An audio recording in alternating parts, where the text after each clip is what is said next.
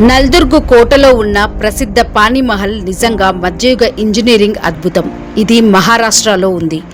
వర్షాకాలంలో ఈ మహల్ పక్కనే భారీ జలపాతం కురుస్తూ ఉంటుంది. బయట చూస్తే మొత్తం నీటితో మునిగిపోయినట్టే కనిపిస్తుంది. కానీ ఆశ్చర్యకరంగా లోపలి భాగం ఎక్కువగా పొడిగానే ఉంటుంది. అది ఎలా సాధ్యమైంది? ఈ రహస్యం మొత్తం హైడ్రో ఆర్కిటెక్చర్లో ఉంది. పురాతన శిల్పులు నదీ ప్రవాహాన్ని అడ్డుకునేలా బలమైన రాతి నిర్మాణం నిర్మించారు.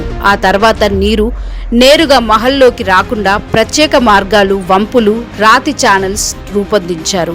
వర్షాకాలంలో నీటి మట్టం పెరిగినప్పుడు నీరు మహల్ బయట భాగం మీదుగా ఒక భారీ నీటి తెరలా కిందకి జారుతుంది. కానీ లోపల గదుల దగ్గరికి వచ్చే ముందు ప్రవాహం మళ్లించబడుతుంది. మందమైన రాతి గోడలు, ఎత్తైన నిర్మాణం నీటి ఒత్తిడిని తట్టుకుంటాయి. అందుకే బయట భారీ జలపాతం కనిపించినా లోపల భాగం రక్షితంగా ఉంటుంది. ఇది కేవలం కోట కాదు, ప్రకృతిని ఎదుర్కొనే బదులు ప్రకృతితో కలిసిపోయి పనిచేసే అద్భుత డిజైన్.